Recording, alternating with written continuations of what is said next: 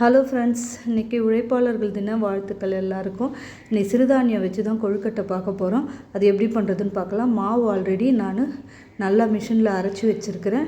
எப்போனா வேணும்னா எது வேணாலும் செய்துக்கலான்றதால எல்லா சிறுதானியமும் போட்டிருக்கேன். கம்பு, கேழ்வரகு, வரகு, தெனை, குதிரவாளி இந்த மாதிரி எல்லாமே போட்டு அரைச்சி வச்சுருக்கேன்.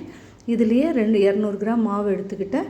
இதுக்கப்புறம் இதுக்கு ஒரு 50 கிராம் அவல், வெல்லம், ஏலக்காய், தேங்காய் இவ்வளோ தான் இதுக்கு தேவையானது. இப்போ நம்ம இதை எடுத்து வச்சுட்டு உடனே அவல் இதெல்லாம் எடுத்து வச்சுக்கலாம். இந்த உழைக்கிறவங்களுக்கு இன்றைக்கி ஒரு நாள் தாங்க, ஆனால் இன்றைக்கும் எல்லோரும் வேலைக்கு போயிருப்பாங்க.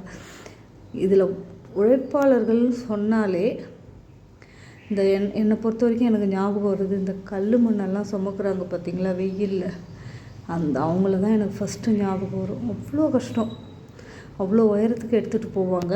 அதனால அவங்களுக்கு தான் என்னோடய ஃபஸ்ட்டு இதுவே அவங்களுக்கு தான் வரும். இப்போ பாருங்கள், எல்லாமே எடுத்து வச்சுட்டு வெல்லத்தை பொடியாக நறுக்கி கடாயில் போட்டுடலாம். தேங்காவை பல்லாக எடுத்துக்கலாம். அவலை பொடியாக மிக்சியில் பொடி பண்ணிக்கலாம். இவ்வளோ தாங்க இதுக்கு.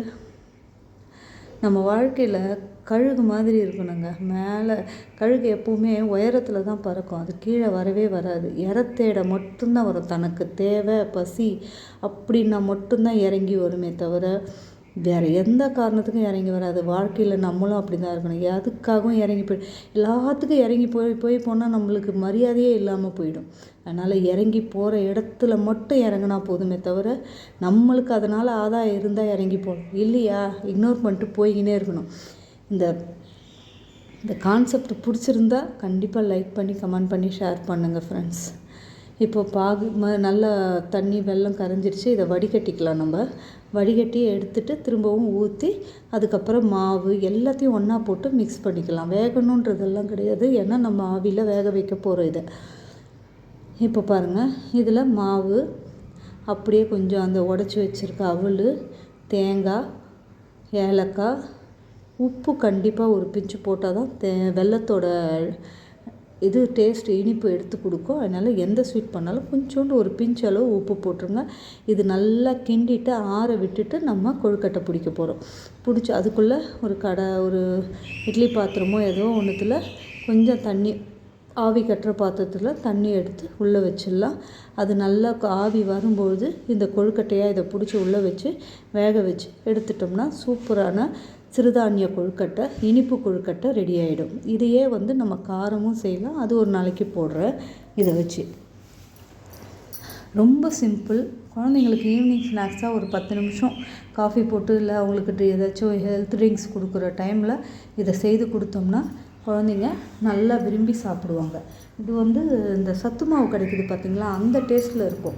சத்துணவு மாவு கிடைக்கும் இல்லையா பால்வாடியில், அந்த அங்கன்வாடி அதில் கிடைக்கும் இல்லையா, அந்த இடத்துல கிடைக்கிற சத்து மாவு டேஸ்ட் இருக்கும். சூப்பராக இருக்கும். நீங்கள் ட்ரை பண்ணி பாருங்கள் கண்டிப்பாக. நம்ம ஒரு இடத்துல இறங்கி போகிறோன்னா நம்மளோட வீக்னஸ் தான் அங்கே பேசும். ஓகே, இவ என்ன பண்ணாலும் அடுத்தது நம்ம வழிக்கு வந்தாகணுன்ட்டு நம்ம என்றைக்குமே இறங்கி போகக்கூடாதுன்றதில் ஒரே குறியாக இருக்கணும். இப்போ இந்த கொழுக்கட்டையாக பிடிச்சிட்டு நம்ம ஆவியில் வேக வச்சிடலாம். அவ்வளோதான், முடிஞ்சிச்சு. இது ஆவி நல்லா வெந்ததுக்கப்புறம் நம்ம எடுத்துக்கலாம். எடுத்து பசங்களுக்கு கொடுக்க வேண்டியது தான். இன்றைக்கி கொஞ்சம் என்னமோ மூச்சு இறக்கிற மாதிரி இருக்குது, பேச முடியல அவ்வளோவா. இந்த வீடியோ பிடிச்சிருந்தா லைக் பண்ணி கமெண்ட் பண்ணி ஷேர் பண்ணுங்கள் ஃப்ரெண்ட்ஸ். கண்டிப்பாக பிடிக்கும்னு நினைக்கிறேன். குழந்தைங்களுக்கு சேர்த்து கொடுங்க, ஹெல்த்தியான டிஷ்ஷு. தேங்க்யூ ஃப்ரெண்ட்ஸ், பாய்.